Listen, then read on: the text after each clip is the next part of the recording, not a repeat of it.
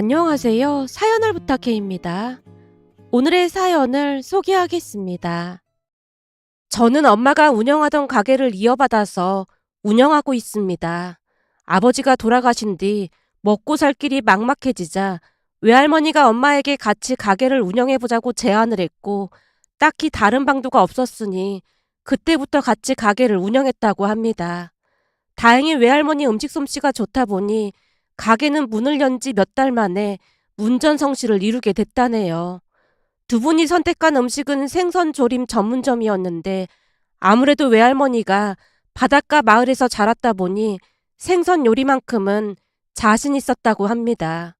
그리고 엄마는 그런 외할머니 비법을 전수받아서 제 대학 뒷바라지까지 다 하시고 노후 준비까지 다 해놨다고 해도 과언이 아니었습니다.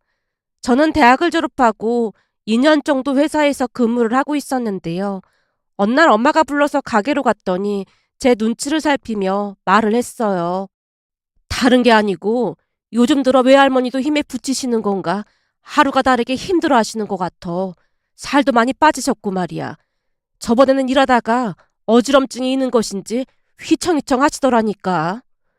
정말? 혹시 어디 편찮으신 거 아니야? 그렇지 않아도 병원 모시고 다녀와 봤는데 딱히 어디 아프신 건 아닌데 이제는 연세도 있고 하시다 보니까 몸이 말을 안 듣는 거지 뭐. 이 엄마 때문에 평생을 고생하시면서 사셨는데 당연한 거 아니겠어? 엄마 얼굴에 만감이 교차하고 있었는데요. 아버지가 돌아가신 뒤 외할아버지의 전 재산을 털어서 가게를 차렸다고 해도 과언이 아니었거든요. 그랬으니 온 가족이 가게를 살리기 위해 많은 노력을 했고요. 외삼촌 외숙모도 좋은 분들로 외할아버지가 엄마에게 가게를 차려주겠다고 했을 때 진심으로 응원해줬습니다. 그리고 정말 다행히도 가게는 성공을 했고 엄마는 돈을 벌어서 외삼촌 살림에 많은 보탬이 되어주고자 노력을 했습니다. 어느 날은 외삼촌과 외숙모를 가게로 모시고 말을 했거든요. 오빠랑 언니 덕분에 이만큼 먹고 사는 거예요. 이거 얼마 안 되는 돈이지만 이사할 때 보태세요. 고모, 우리 둘이 맞벌이해서 먹고 살만 하다고 했잖아요. 사람이 양심이 있어야지. 언니랑 오빠가 우리 도와준 거에 비하면 아무것도 아니니까 그냥 받아주세요. 저도 이제는 먹고 살 만큼 되니까 드리는 거예요. 이번에 이사 갈 때 이거 보태서 이사 가세요. 아유, 됐어요. 우리가 이 돈을 어떻게 받아요? 언니가 착각하나 본데 이건 제가 드리는 게 아니고 우리 엄마 아버지가 드리는 돈이에요. 저는 그냥 전달만 하는 것 뿐이고요. 엄마가 외숙모 손에 수표가 들어있는 봉투를 쥐어드리자 옆에 앉아있던 외할머니도 거들었습니다. 그래, 그냥 넣어둬라. 우리가 사위복은 없어도 며느리복은 있어서 얼마나 다행인지 모르겠다. 제가 한 게 뭐가 있다고요? 한 게 없긴 왜 없어. 다른 집 보면 어떻게든 부모 재산 못 가져가서 안달이 났다는데 우리 며느리는 시누이를 불쌍히 여겨서 다 양보했잖니. 네가 맘 써준 거 절대 잊지 않으마. 어느새 할머니 눈시울이 붉어져 있었는데요. 젊은 나이에 남편을 떠나보내고 홀로 된 딸을 지켜보며 할아버지 할머니 심정이 어땠을지 감히 짐작도 할 수 없었습니다. 그러나 중에 할아버지가 엄마에게 가게를 내어주겠다고 말을 했지만 외삼촌 외숙모 두 분이 흔쾌히 찬성을 하는 모습에 큰 감동을 받았다고 했습니다. 그렇게 그날 엄마는 열심히 모은 돈을 외삼촌 외숙모에게 전했고 가족들이 서로의 손을 맞잡고 한동안 눈물을 흘렸습니다. 아마도 그런 가족들이 있었기에 저도 바르게 잘 자랐던 것 같네요.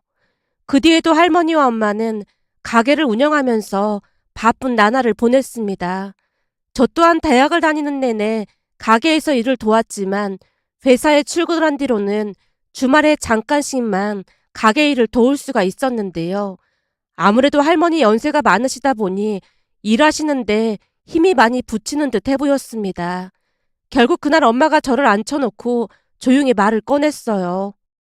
몇 년 전 네 외할아버지 그렇게 허망하게 보내드리고 난 뒤 내내 생각을 하고 있었는데 이제는 외할머니 모시고 여행도 다니고 그러고 싶구나. 부모님 살아생전에 효도하라는 말도 있잖니. 그렇지. 이제는 두 분도 좀 쉬실 때가 되긴 했어. 그래서 말인데 이제는 네가 이 가게를 물려받는 게 어떻겠니? 내가? 근데 난 요리할 줄도 모르는데. 그거야 이제부터 서서히 배우면 되는 거지. 내가 괜히 이런 말 꺼내는 게 아니라 너도 알다시피 지금 회사 다니면서 월급 받는 거에 비하면 여기서 장사하는 게 훨씬 수익이 괜찮을 거야. 이 상가도 우리 거라 가게세를 낼 필요도 없고 말이야. 적성에 안 맞는 회사에서 그렇게 애쓰지 말고 차라리 지금부터 여기서 일 배워서 네가 운영해보라 그 말이야. 내가 하나부터 열까지 다 가르쳐줄 건데 이보다 좋은 기회가 어디 있겠어. 라며 엄마가 저를 설득했습니다. 매달 발생하는 가게 매출을 이미 알고 있었던지라 제 마음도 약간의 동요가 있는 듯 했는데요. 사실 그동안 꾸역꾸역 회사를 다니긴 했지만 적성에 맞지도 않았기에 더욱 마음이 흔들리지 않았나 싶었어요. 특히나 회사 선배 말 때문에 더욱 동요가 일 수밖에 없었는데요. 어느 날 회사 선배랑 술을 마시던 중 선배가 말했거든요. 동훈이 니네 어머님이 식당 운영하신다고 했지? 네, 생선조림 가게 운영하고 계세요. 거기 매출은 어때? 혹시 매출이 어느 정도인 줄은 알고 있는 거야? 자세히는 모르지만 꽤 많이 벌고 계신 것 같더라고요. 어머니는 이미 노후 준비까지 다 해놓으셨다고 하시는 것 같았거든요. 완전 대박이네. 진짜 부럽다. 근데 넌 그 일 배울 생각 안 하고 왜 회사 다니면서 이러고 있는 거야? 선배가 의아하다는 표정으로 빤히 바라봤는데요. 그동안 엄마 식당을 물려받을 생각을 전혀 안 했던 건 아니었지만 그건 한참 나중의 일이라고 생각하고 있었거든요. 선배의 말에 제가 잠시 생각을 정리하고 있자 선배가 다시 물었습니다. 혹시 어머니께서 운영하는 식당이 새들어 운영하고 계신 건가? 아니요. 우리 상가로 알고 있어요. 뭐? 그런데 지금 이러고 있다고? 나 같았으면 바로 일 배워서 거기서 일한다고 했을걸? 그게 식당 일도 쉬운 게 아니에요. 물론 쉬운 게 아닌 걸 누가 몰라. 그렇다고 지금 회사 일은 쉽고? 네? 아, 그런 건 아닌데. 장사는 일한 만큼 돈이나 되지만 회사는 뼈 빠지게 일해봐야 회사 좋은 일만 시키는 거잖아. 저번에 너랑 나랑 야근하고 시간에 근무 결제 올렸더니 팀장이 가든 인상을 쓰면서 잔소리하는 거 봤지. 그때 너랑 나랑 새벽까지 일했는데 그런 건 하나도 고마워지도 않고 달달 볶아내기만 하잖아. 그게 바로 회사인 거야. 난 동훈이 네가 진짜 부럽다. 만약 나한테도 그런 기회가 있었다면 나는 바로 가서 일 배웠을 거야. 형제 자매가 있는 것도 아니고 또 외동이라면서. 그럼 이런 기회가 어딨겠어. 내가 볼 땐 이놈의 회사는 영 비전이 없어 보이니까 잘 생각해보라 그 말이야. 선배가 부럽다는 말을 몇 번이나 했는지 모르겠습니다. 그런 소리를 종종 듣다 보니까 어느 순간부터는 저도 서서히 마음이 움직이기 시작했던 것 같았어요. 그날 엄마의 물음에 제가 잠시 넋을 놓고 있자 엄마가 다시 말을 꺼냈습니다. 물론 네가 하기 싫으면 억지로 할 필요는 없어. 아니야. 솔직히 회사 일이 적성에 맞지도 않아서 나도 가게 일 배워봐야 하나 생각하고 있었거든. 정말 그랬단 말이야? 고생하는 건 똑같은데 돈이라도 많이 벌면 좋은 거잖아. 암튼 내가 한번 열심히 배워볼게. 제가 굳은 의지를 보이자 엄마도 흔쾌히 허락했습니다. 그 뒤 저는 가게에서 열심히 일을 배웠습니다. 가게 일이 만만치 않다는 것을 잘 알고는 있었지만 처음에는 생각했던 것보다 훨씬 더 힘들었어요. 사업을 운영하려면 정말 부지런해야 했으니까요. 엄마가 매일 새벽같이 준비를 하신다는 건 잘 알고 있었지만 그토록 많은 일을 하고 계신 줄은 미처 몰랐는데요. 그때쯤 엄마는 가게에서 아예 손을 뗄 작정으로 제게 세심하고 꼼꼼하게 가르쳐 주셨습니다. 사장은 모르는 게 하나도 없어야 하는 거야. 그래야 직원들 관리도 되는 거니까 가게에 대해 모든 걸 다 꿰뚫고 있어야 하는 거야. 라는 말을 매일같이 반복하셨습니다. 그렇게 엄마는 혹독하다고 할 만큼 제게 일을 가르쳤습니다. 덕분에 저는 실력이 일취월장해 갔고요.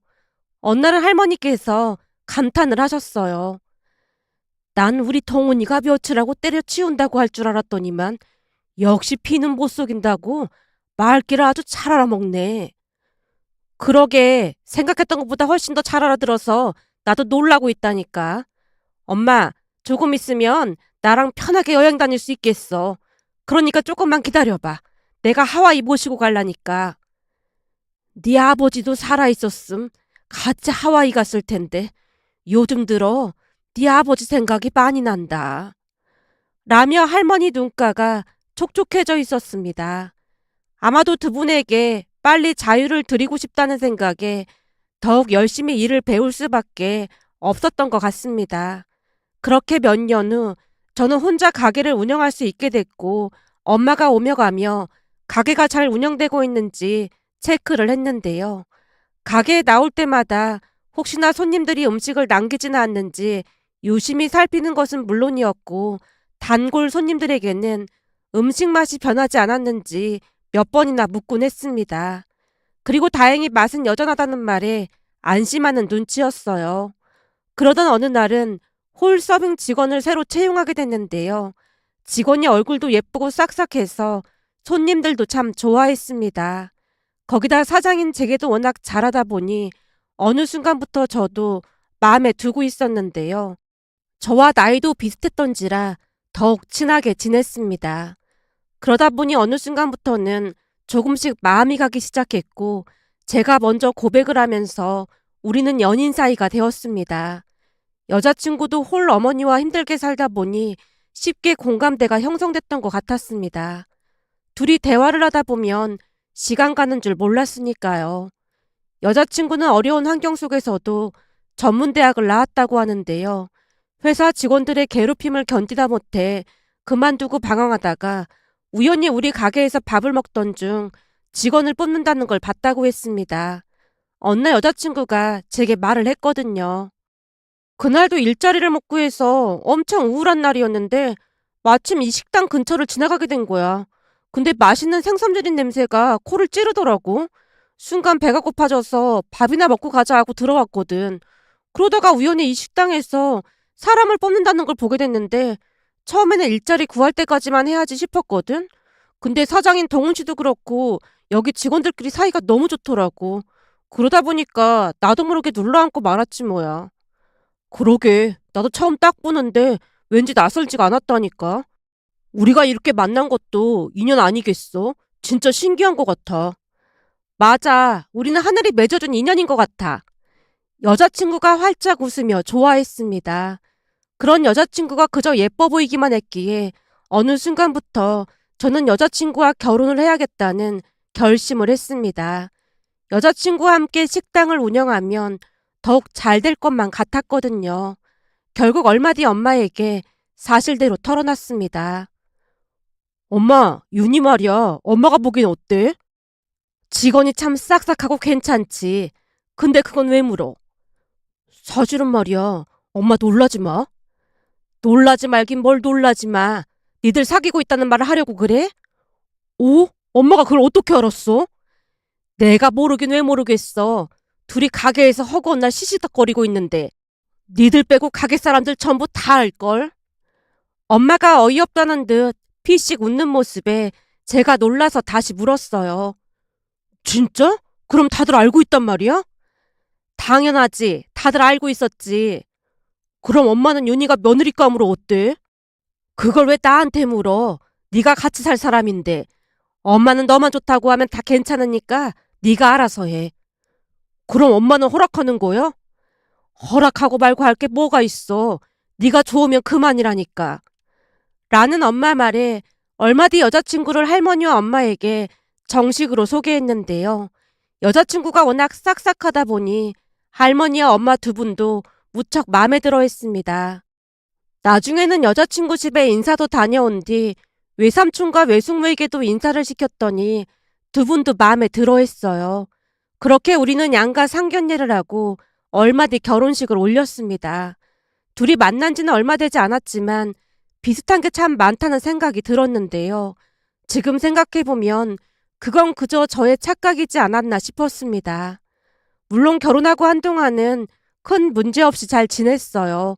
엄마의 도움으로 신혼여행도 아내가 가자는 곳으로 다녀왔고 하루하루 행복한 시간을 보내고 있었습니다.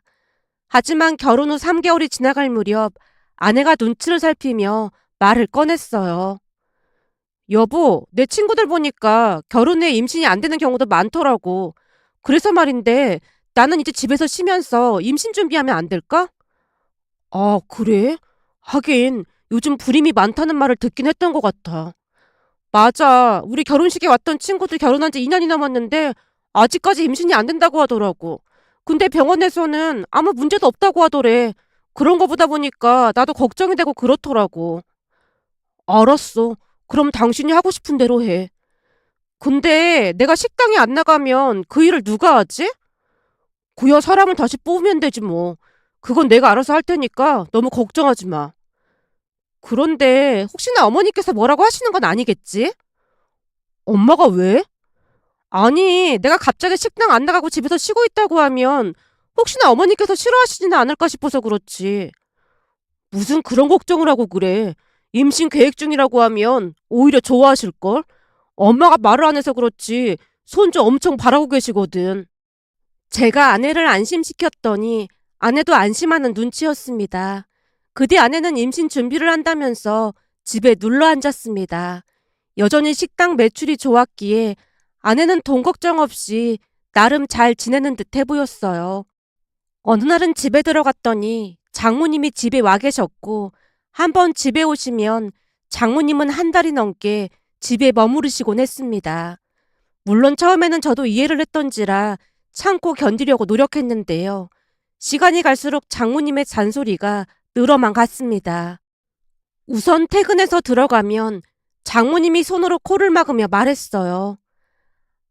생선 비린내가 아주 진동을 하는구만. 자네 얼른 욕실로 들어가게나. 아, 네. 윤희 너는 얼른 창문 싹 다 열어라. 하긴 생선 비린내가 좀 많이 나긴 하네. 아무리 생선 장사를 한다고 해도 그렇지 무슨 비린내가 이렇게 많이 나는 건지 모르겠네. 장모님과 아내의 목소리가 고스란히 들려왔고 왠지 모를 서글픈 마음마저 들었습니다.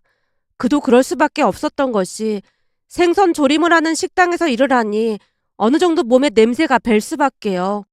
그걸 모르고 결혼한 것도 아닐 텐데 저를 보자마자 코부터 틀어막는 장모님 모습에 서운한 마음을 감출 수가 없었습니다.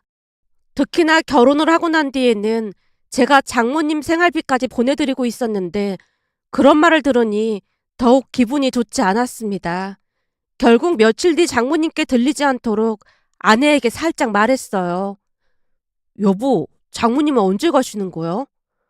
엄마? 글쎄? 근데 그건 왜 묻는 거야? 내내 가게에서 일하고 퇴근하면 집에서 맘 편히 쉬고 싶은데 장모님이 계셔서 조금 불편하더라고. 며칠 계시는 건 괜찮은데 한 달 내내 계시는 건 좀 아닌 것 같아서 그래. 제가 정말 어렵게 말을 꺼냈는데요. 사실 우리 엄마는 신혼집에 온 게 손에 꼽을 정도였거든요. 그런데 제 말을 듣던 아내가 바로 서운한 티를 냈습니다. 결혼하기 전엔 마치 친엄마처럼 모실 것 같이 그렇게 말하더니만 당신 너무하는 거 아니야? 물론 나도 잘해드리고 싶긴 한데 당신도 입장 바꿔서 생각해봐. 우리 엄마가 우리 집에서 한 달가량 머무르다 가신다고 생각하면 당신 기분이 어떻겠어? 내가 말했잖아. 며칠 계신 건 나도 괜찮다고. 근데 한 달 넘게 계시는 건 서로한테 너무 불편한 거잖아. 라며 아내에게 속마음을 털어놨는데요.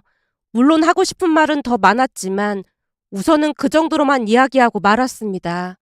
사실 가장 불편했던 것은 저를 볼 때마다 생선 비린내가 난다며 장모님이 코를 틀어막으며 잔소리를 하는 것이었지만 차마 그 말만은 할 수가 없었으니까요. 그 뒤 아내가 장모님께 말씀을 드렸던 것인지 장모님은 얼마 있다 집으로 돌아가셨습니다. 하지만 그 일로 기분이 나빴던 것인지 그 이후 아내가 심술을 부렸어요. 마치 장모님의 모습을 그대로 배우기라도 한 듯 제가 퇴근해서 들어가기만 하면 코를 틀어막으며 인상을 썼습니다. 오늘따라 생선 비린내가 왜 이렇게 많이 나는 거야? 나는 내내 냄새를 맡아서 그런지 잘 모르겠던데 냄새가 많이 나나 보네. 그걸 말이라고 해? 냄새가 많이 나는 정도가 아니라 머리가 지끈거릴 지경이야. 얼른 씻던지 해. 냄새 나니까. 아내의 모습에서 장모님의 모습이 그대로 보였다고 해야 할까요? 아내는 장모님이 하던 잔소리를 그대로 따라하고 있었습니다. 그 모습을 보며 물론 화가 치밀어 올랐지만 그 순간 제가 화를 내면 더 큰 싸움이 될까 싶어 우선 참았습니다. 하지만 화를 참는 게 능사는 아니었던 것일까요? 그 뒤에도 아내는 수시로 잔소리를 했습니다. 급기야는 더욱 기가 막힌 말까지 했거든요. 당신 기분 나쁘게 듣지 말고 오늘부터 내가 비닐장갑 줄 테니까 그거 주머니에 가지고 있다가 들어올 때 비닐장갑 끼고 문 손잡이 잡도록 해. 안 그러면 여기저기에서 생선 비린내가 진동을 하더라고. 뭐? 그건 너무 심한 거 아니야? 그냥 비닐장갑 끼면 될 거 가지고 그게 뭐가 어렵다고 발끈하고 그래. 내가 워낙 예민해서 그런 거니까 당신이 이해 좀 해줘. 당신 말하는 게 진짜 웃기잖아. 내가 생선 조림 가게에서 일하는 거 다 알고 결혼한 거잖아. 그렇게 생선에 예민했으면 애초에 결혼을 했으면 안 되는 거 아니야? 제가 처음으로 아내에게 목소리를 높였는데요. 아내가 버럭한 채 소리쳤습니다. 당신이 내가 좋다며. 그래서 결혼한 거잖아. 근데 왜 나한테 화를 내고 그래? 그거 좀 끼는 게 뭐가 힘들다고 이렇게 화를 내는 거야. 아내가 눈물까지 그렁그렁하는 모습에 순간 마음이 약해졌고 제가 사과를 했습니다. 하지만 사과를 하고 난 뒤에도 내내 마음이 개운치 않았는데요. 아마도 화가 점점 쌓여가고 있었던 게 아닌가 싶었습니다. 물론 아내도 기분이 상했던 것인지 작은 방 문을 걸어 잠그고 몇 날 며칠 그곳에서만 지냈어요. 아내는 각방 생활을 아주 생활화했다고 해도 과언이 아니었는데요. 장모님이 오시면 장모님과 함께 지낸다며 한 달 내내 각방을 쓰기도 했고 조금이라도 마음이 상하면 작은 방에 틀어박혀서 화가 풀릴 때까지 나올 생각이 없어 보였습니다. 그랬으니 제 마음도 점점 식어갈 수밖에 없었는데요. 그러면서 결혼할 때 사계절을 지내보고 결혼하는 게 맞다는 말이 문득 떠올랐습니다. 한마디로 제가 큰 실수를 했다는 것을 그제서야 깨달았던 것이죠. 하지만 아내는 제가 선택한 사람이었기에 저는 끝까지 최선을 다해볼 생각이었고 나름 문제를 해결하기 위해 노력했는데요. 그런 제 노력을 비웃기라도 하듯 얼마 뒤 아내가 도무지 믿기지 않는 행동을 했습니다. 그날은 엄마가 가게로 와서 무엇인가를 건네며 말했어요. 요즘 얼굴이 왜 이렇게 안 좋아? 바쁘더라도 밥은 잘 챙겨 먹고 다녀야 하는데 잘 먹고 다니는 거야? 그게 그냥 이래저래 일이 좀 많아서 밥맛이 없네. 그렇잖아도 저번에 왔을 때 밥 먹는 게 영 시원찮은 것 같아서 낙지 연포탕 좀 끓여왔으니까 가지고 가서 며느리랑 같이 먹어. 다 끓여서 왔으니까 데워 먹기만 하면 될 거야. 밥은 내가 알아서 먹고 있으니까 걱정하지 마. 걱정을 안 하게 생겼니? 네 얼굴을 좀 봐봐. 너 낙지 연포탕 좋아하잖아. 그러니까 집에 가서 데워 먹기만 해. 엄마가 냄비채로 낙지 연포탕을 건넸는데요. 엄마 말처럼 낙지 연포탕을 많이 좋아했기에 감사한 마음으로 받아들고는 잠시 후 집에 들어갔습니다. 제가 냄비채 가지고 들어가자 아내가 놀란 토끼눈이 된 채 물었어요. 당신 그게 뭐야? 이거 엄마가 당신이랑 먹으라고 가지고 오셨더라고. 그냥 데우기만 하면 되니까 얼른 데워서 먹자. 그니까 그게 뭔데? 이거 낙지 연포탕이야. 뭐? 낙지 연포탕? 당신은 생선 조림 파는 가게에서 일하면서 해물이 또 먹고 싶어? 아니 무슨 생선에 미친 집안도 아니고 생선 조림 가게 하는데 낙지 연포탕이 웬 말이야. 아내가 펄쩍펄쩍 뛰면서 호들갑을 떨어대는 모습에 순간 넋이 반쯤 나가고 말았습니다. 결국 제가 낮으면서도 단호한 목소리로 말했어요. 엄마가 힘들게 만들어주신 건데 당신 말이 너무 심한 거 아니야? 그러니까 그냥 가게에서 먹으면 되지. 그렇잖아 또 비린내 나서 미치겠는데 그걸 왜 집까지 가지고 오냔 말이야. 내가 비린내 때문에 미치겠다고 말했잖아. 엄마가 당신이랑 같이 먹으라고 준 거니까 가지고 왔지. 음식 만들어준 사람한테 너무 예의 없는 거 아니야? 제가 버럭 고함을 치자 아내도 지지 않고 소리쳤습니다. 내가 먹기 싫다고! 생선은 지긋지긋하단 말이야! 그러면 대체 나랑 결혼은 왜 한 거야? 혹시 돈 때문에 결혼한 거야? 라는 말에 아내가 말문이 막힌 채 더욱 방방 뛰다가는 집을 나가버렸습니다. 그 모습을 보며 더 이상 참으면 안 된다는 확신이 들었고 결국 저는 아내에게 이혼을 하자고 말했어요. 제 말에 아내도 흔쾌히 이혼에 동의를 했고요. 아마도 이혼하면서 한몫 챙기려고 했던 모양인데 결혼한 지 1년도 되지 않았기에 그건 불가능했고 법이 정해준 금액만 받고 아내는 쫓기듯 이혼을 했습니다. 그동안 어찌나 마음고생을 했던지 이혼 후 슬프거나 하지도 않았답니다. 그 뒤 저는 혼자 가게를 운영하면서 마음 편히 살았습니다. 전 아내한테 질릴 대로 질려서 절대 재혼하지 말고 살아야지 하는 생각으로 지내고 있었는데요. 어느 날 우리 가게 근처에 카페가 생겼고 그 카페 사장님이 우리 가게 단골이 됐습니다. 그러다 보니 같은 자영업자끼리 사업 이야기도 많이 하게 되면서 자연스레 가까워지게 되었습니다. 하지만 이미 한 번 대일 대로 대인지라 한동안 망설이고 있었는데요. 어느 날 카페 사장이 먼저 고백을 해왔어요. 사실 저는 이혼까진 아니지만 결혼까지 갔다가 파혼했거든요. 파혼이요? 네, 제 돈 보고 달려들었더라고요. 말을 어찌나 잘하던지 내내 속고 있었는데 나중에 알고 봤더니 직업부터 소개해준 부모님도 다 가짜였더라고요. 그게 가능한 거예요? 물론 지금 생각해봐도 참 정신이 나간 게 아닌가 싶긴 한데 그때 당시에는 말을 어찌나 잘하던지 그냥 넘어갔던 거죠. 다행히 돈을 빌려달라는 말에 빌려주진 않고 있었는데 만약 빌려줬다면 진짜 큰일 날 뻔했던 거죠. 그때 그 인간하고 헤어진 뒤 내내 방황하다가 여기에 다시 카페를 차린 거예요. 근데 사람 마음이 참 이상하네요. 요즘 들어 사장님이 자꾸 꿈에 나오고 그러거든요. 사장님은 참 좋은 분 같은데 제 생각이 맞는 거죠. 글쎄요. 제가 좋은 사람인지는 저도 잘 모르겠습니다. 그리고 저는 한 번 다녀온 돌싱이거든요. 그것도 알고 있어요. 근데 정신 나간 총각보다야 꽉 찬 돌싱도 괜찮지 않을까요? 우리 서두르지 말고 천천히 만나볼까요? 제가 듣기로는 사장님도 마음고생 심했다고 하던데 마음고생 심했던 사람들끼리 조금씩 치유해가는 것도 나쁘지 않잖아요. 라는 말에 저도 조금씩 마음이 움직이고 있었는데요. 가끔 식당에 나오시는 할머니와 엄마랑도 잘 지내는 모습에 약간은 안심 같은 게 됐거든요. 그렇게 우리는 2년 동안 천천히 서로를 알아갔고 2년이 지나고 난 뒤 가족들의 축복 속에 결혼식을 올렸습니다. 아내는 전 아내와는 비교도 할 수 없을 정도로 참 좋은 사람입니다. 여전히 카페를 운영하고 있는데 수익도 괜찮은 것인지 얼마 전에는 할머니 생신을 맞이해서 두 분을 해외여행까지 보내드렸거든요. 돈이 많이 들어간 걸 알고 있었기에 제가 미안한 듯 말을 꺼냈어요. 돈이 많이 들어갔을 텐데 신경 써줘서 고마워. 우리가 맞벌이라면 맞벌이잖아. 큰돈도 아닌데 뭐. 두 분께서 당신을 이렇게 잘 키워서 나한테 보내주셨는데 내가 뭔들 못하겠어? 그 인간이랑 파혼한 뒤로 난 혼자 살려고 했거든. 근데 새로 오픈한 카페 근처에 내 신랑이 있을 줄 누가 알았겠어?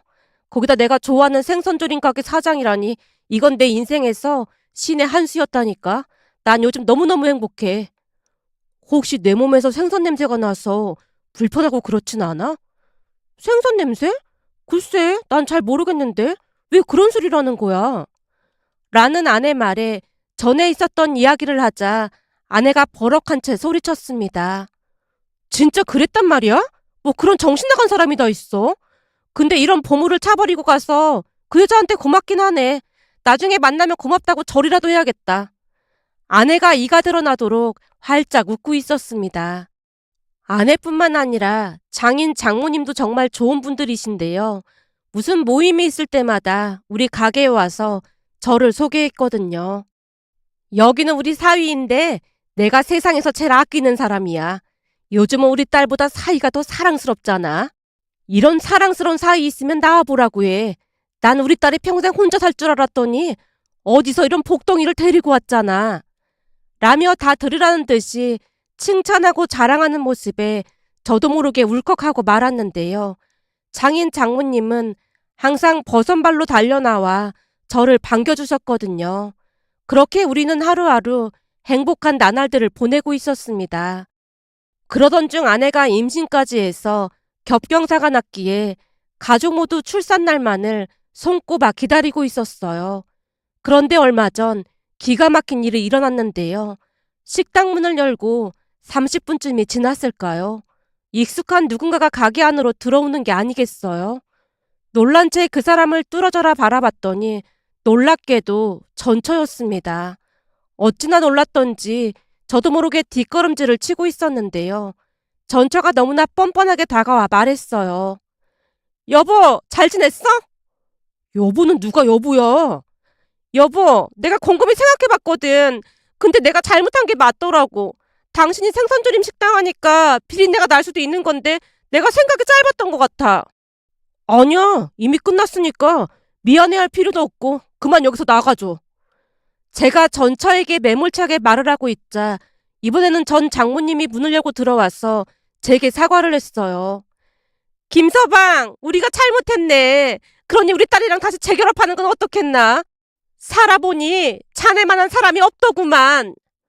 저 지금 결혼해서 지금 있으면 애까지 태어났는데 뭔 소리라는 겁니까? 뭐? 자네 재혼했어?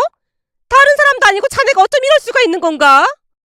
전 장모님이 바닥에 주저앉아 대성통곡을 했습니다. 그 모습에 어찌나 어이가 없던지 두 사람을 끌어내다시피 했는데요. 알고 봤더니 좋은 차를 몰고 다니면서 돈 좀 있는 사업가 행세를 하는 사기꾼을 만나서 가지고 있던 전세 자금까지 싹 다 날리고 급한 김에 저를 찾아왔다고 했습니다. 제가 결혼했다고 하자 가게에서 일이라도 하게 해달라는 말에 기함을 한 채 두 사람을 내쫓아버렸습니다. 그 모습을 보며 씁쓸한 마음을 감출 수가 없었는데요. 매사 불평불만만 일삼는 사람들에게 좋은 일이 생길 리가 만무했을 거라는 생각에 머릿속이 복잡하기만 했습니다. 불평불만만 하고 있어도 시간은 지나가고 감사한 마음으로 살아도 시간은 똑같이 지나간다는 말을 어디선가 들은 적이 있는데요. 매사 감사하는 마음으로 살면 나중에는 비로소 보다 나은 삶을 살 수 있게 되지 않을까 하는 마음이 들어 이렇게 글 남겨봅니다. 오늘의 사연은 여기까지였습니다. 즐겁게 보셨다면 구독, 좋아요 부탁드립니다. 고맙습니다.